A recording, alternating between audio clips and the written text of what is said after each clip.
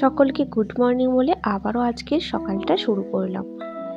সমস্ত বাসি ঘর তোর মোছা হয়ে গেছে। এইখানটা একটু জল ঢেলে দেবো। দেখেছো কাদাটা কতটা এগিয়ে গেছে, জলটা কমে কমে।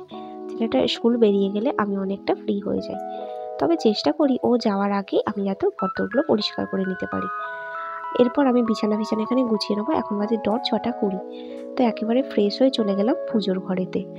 পুজোটা করে নেবো। এই যে আগে বাসি ফুলগুলো তুলে গোপালকে আমার ফ্রেশ করিয়ে ওর জায়গায় আমি ওকে আগে বসিয়ে দেবো, তারপর করে নেবো একটু পুজো।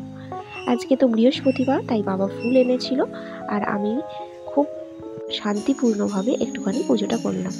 আর মা লক্ষ্মী অন্নপূর্ণার যাতে সকলেই আমার গৃহে প্রবেশ করতে পারে, সেই জন্য সমস্ত দেবতাদের আমার বাড়িতে আহ্বান জানালাম। যাই হোক, এরপর পুজোটা আমি এখানে তাড়াতাড়ি করে করিনি, যতটা পেরেছি মন দিয়ে করেছি, যাতে আমার কাজে দেরি হয়ে গেলেও কিছু করার নেই।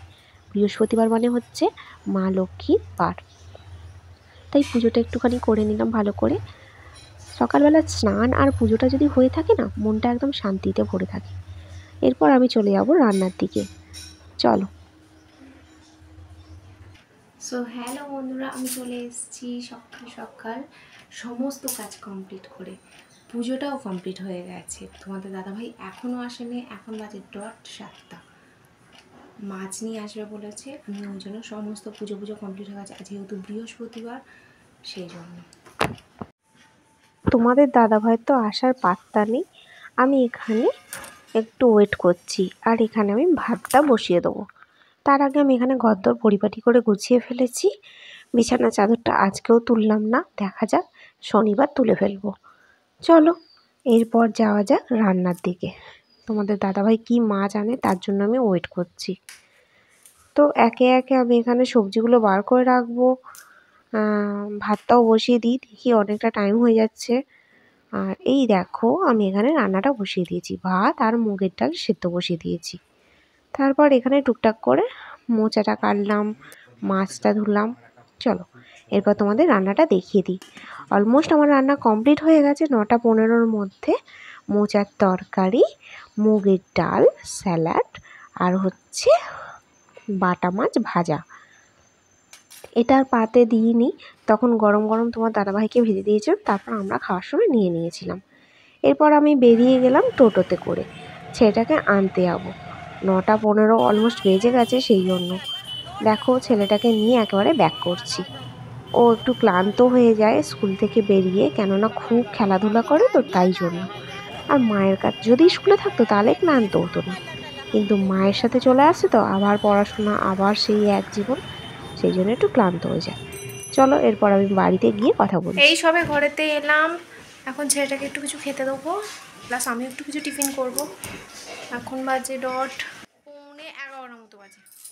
তো কিছু টিফিন করে নিই হালকা করে, কারণ আবার তো ক্রিকেট আছে, সেই জন্য তাড়াতাড়ি করে ভাত খেয়ে নিতে হবে। তো চলো পরে নিয়ে চলে এসেছি একটু চিড়ে আর মুরগি আমার জন্য আর বাবুর জন্য, আর একটু ড্রাই ফ্রুটস ছেলের জন্য। হয়ে গেছে একেবারে। একটুখানি রেস্ট নেবো, তারপরে বেরিয়ে যাব। আজকে এখনো বৃষ্টি আসেনি, সেই কারণেই যাব বলে ডিসিশান নিয়ে আছি।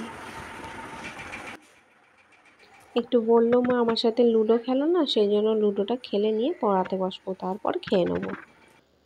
তো অনেকক্ষণ পর তোমাদের সাথে এলাম, বেরিয়ে পড়েছি মাঠের উদ্দেশ্যে, একদম পুরো মাঠের কাছাকাছি। ভাবলাম তোমাদের সাথে একটু শেয়ার করে দিই, সেই কারণেই আসা। এরপর চলে এসেছি সন্ধে দিতে।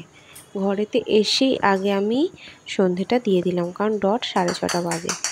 সন্ধেটা দেওয়া হয়ে যেতেই ভাবলাম ঠাকুরের বাসনগুলো মেজে নিই, বৃহস্পতিবার বলে কথা, আগে বাসনগুলো নামিয়ে মেজে নিলাম।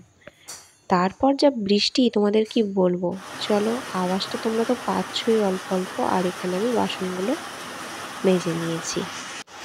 তো তারপর তোমাদের দাদাভাই একটু ডালিয়ার আনাজ এনে দিয়েছিল, আর বৃহস্পতিবার তো একটু শরীরটা টায়ার্ড হয়ে যায়, যার জন্য ডালিয়া আর ডিম ভাজা নিয়ে চলে এসেছিলাম, কিন্তু আমি তোমাদের সাথে শেয়ার করতে পারিনি, খাওয়ার সময় ভুলে গিয়েছিলাম। তারপর আমি এখানে রাত্রিবেলা একদম শোয়ার সময় চলে এসেছিলাম। ঘড়িতে বাজে 10:15 মতো। তো এরপর শুয়ে পড়বো। আজকের ভিডিওটা আমি এখানেই শেষ করে দিচ্ছি। দেখা হবে কালকে একটা নতুন ভিডিওর সাথে। টাটা।